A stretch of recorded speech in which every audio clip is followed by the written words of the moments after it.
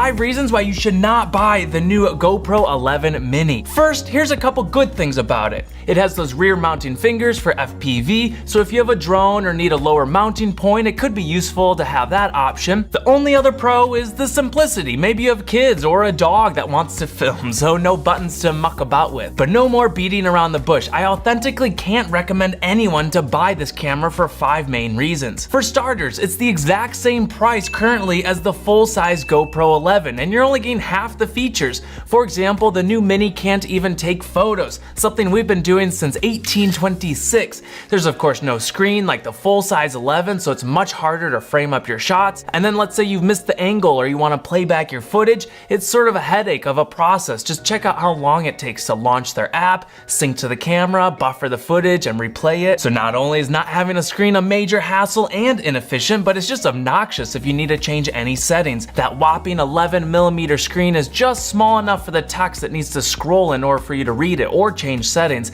It's not a very fun experience. Now, even if your settings are ready and you're positive your shot's lined up, you're not guaranteed it's gonna do its one function, and that's actually record video. Take for example the first 2 times I charged this thing up. I made sure it was updated with firmwares on the GoPro app, so I was ready to test it out, and it was hard frozen. It couldn't even boot up. Now I tried holding all the different button combinations and nothing was working. I definitely thought it was bricked and I was gonna have to pack it up and ship it back, and this thing was brand new. And the real kicker, there's no removable battery, so not if, but when these dang GoPros freeze, normally we pull the battery to reset it. This darn Mini GoPro doesn't even have that option, so a hard freeze, then you'd totally be screwed. And finally, the last reason not to buy is in the name. They call it a Mini, but it's far from it. Compared to those old Session Cubes that we all loved, the Mini is just way too big and bulky and surprisingly heavy. Now, I'm not even sure who the target audience is. We've got the DJI Action 2. It's $120 cheaper. It's smaller, lighter, has that magnetic mounting system with a screen built into the back. And besides, if you want that Mini GoPro for FPV, they actually launched a camera designed specifically for FPV pilots. It's called the 10 Black Bones. It's still very expensive, but less weight. And now a little side-by-side comparison. This is 5K on the GoPros, the Mini and the full size.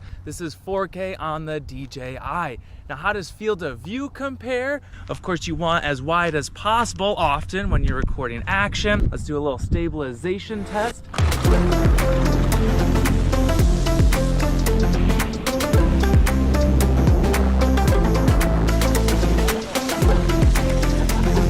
All right, we're cruising along at the lake, about 15, 20-ish miles per hour. There should be some background wind sound.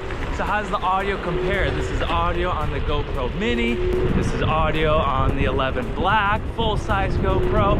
And this is audio on the DJI Action 2. So if you're looking for an action camera to take out to the slopes or get some action shots, well then you got the full-size GoPro 11. It's a great camera for basically the same price. However, if you're looking for something smaller, lighter, more portable, then we have the DJI Action 2. It's more affordable and the better overall option. Of course,